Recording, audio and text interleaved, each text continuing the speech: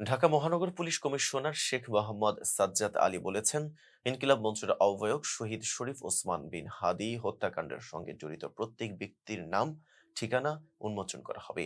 এই হত্যাকাণ্ডের পেছনে মূল পরিকল্পনাকারী থেকে শুরু করে প্রত্যক্ষ ও পরোক্ষভাবে জড়িত সবাইকে আইনের আওতায় আনার আশ্বাস দেন তিনি। শনিবার রাতে রাজধানীর শাহবাগ ইনকিলাব মঞ্চের অবস্থান কর্মসূচিতে উপস্থিত হয়ে সাংবাদিকদের সঙ্গে কথা বলেন ডিএমপি কমিশনার। তিনি বলেন, এটি একটি রহস্যজনক হত্যাকাণ্ড, যার সঙ্গে একাধিক ব্যক্তি জড়িত থাকার স্পষ্ট ইঙ্গিত পাওয়া গেছে। বিষয়টি অত্যন্ত গুরুত্বের সঙ্গে তদন্ত করা হচ্ছে। ডিএমপি কমিশনার জানান, এ পর্যন্ত হত্যাকাণ্ডে জড়িত সন্দেহে 10 জনকে গ্রেফতার করা হয়েছে।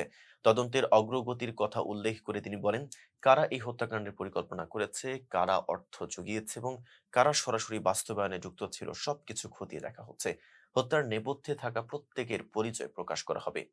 হাদি হত্যাকাণ্ডে ব্যবহৃত অস্ত্র উদ্ধার প্রসঙ্গে তিনি বলেন, গুলির ঘটনায় ব্যবহৃত দুটি পিস্তল ইতিমধ্যেই উদ্ধার করা হয়েছে।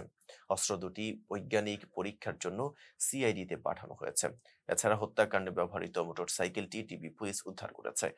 এই হত্যাকাণ্ডের বিপুল অর্থ ব্যয় করা হয়েছে উল্লেখ করে ডিএমপি কমিশনার জানান, তদন্তের সময় 218 কোটি টাকার সই করা চেক উদ্ধার করা হয়েছে। অর্থের উৎস, লেনদেন এবং এর সঙ্গে কারা জড়িত তা খতিয়ে দেখা হচ্ছে। তিনি আরো বলেন, তদন্ত দ্রুত এগিয়ে চলছে এবং আগামী 10 দিনের মধ্যেই, অর্থাৎ 7 জানুয়ারির মধ্যে মামলার চার্জশিট আদালতে দাখিল করা হবে। আইনশৃঙ্খলা বাহিনী এই হত্যাকাণ্ডের কোনো দিকই আড়াল হতে দেবে না বলে তিনি দৃঢ় প্রত্যয় ব্যক্ত করেন। এতক্ষণ সাথে ছিলাম মেহেদী হাসান। ফেলদা বিপরের সাথে থাকার জন্য ধন্যবাদ।